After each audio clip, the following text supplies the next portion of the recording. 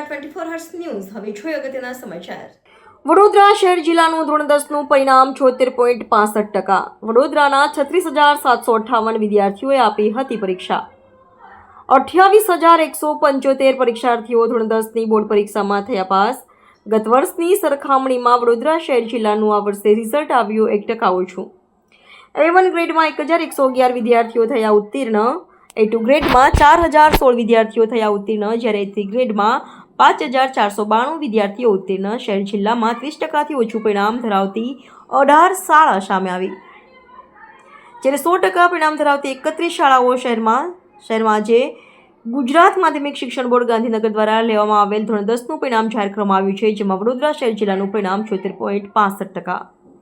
શહેરમાં આજે ગુજરાત માધ્યમિક શિક્ષણ બોર્ડ ગાંધીનગર દ્વારા લેવામાં આવેલ ધોરણ 10નું પરિણામ જાહેર કરવામાં આવ્યું છે, જેમાં વડોદરાના કુલ 36,758 વિદ્યાર્થીઓએ પરીક્ષા આપી હતી, જેમાંથી 28,175 વિદ્યાર્થીઓ પાસ થયા છે।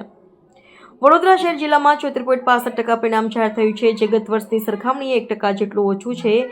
A1 ગ્રેડમાં કુલ 1,111 વિદ્યાર્થીઓ પાસ થયા છે, જ્યારે A2 ગ્રેડમાં 4,016 વિદ્યાર્થીઓ ઉત્તીર્ણ થયા છે, જ્યારે A3 ગ્રેડમાં 5,492 વિદ્યાર્થીઓ પાસ થયા છે। બીજી તરફ શહેર જિલ્લામાં 30%થી ઓછું પરિણામ ધરાવતી 18 શાળાઓ રહી છે, જ્યારે 100% પરિણામ ધરાવતી 31 શાળાઓ શહેરમાં રહી છે। સમગ્ર મામલે જિલ્લા શિક્ષણ અધિકારી મહેશ પાંડે દ્વારા વિગતવાર માહિતી આપવામાં આવી હતી।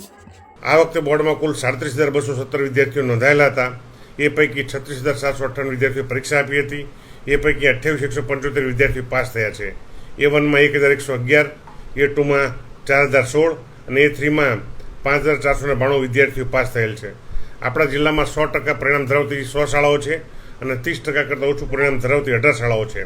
આ વખતે બોર્ડના એક વિશેષ પ્રયાસ માટે ધોરણ 10ના તમામ વિદ્યાર્થીઓ જેને મુખ્ય 2025માં પરીક્ષા આપી છે અને પરિણામ બાદ તમામ વિષયોને એને પરિણામ સુધારવા માટે પૂરક પરીક્ષા યોજાશે।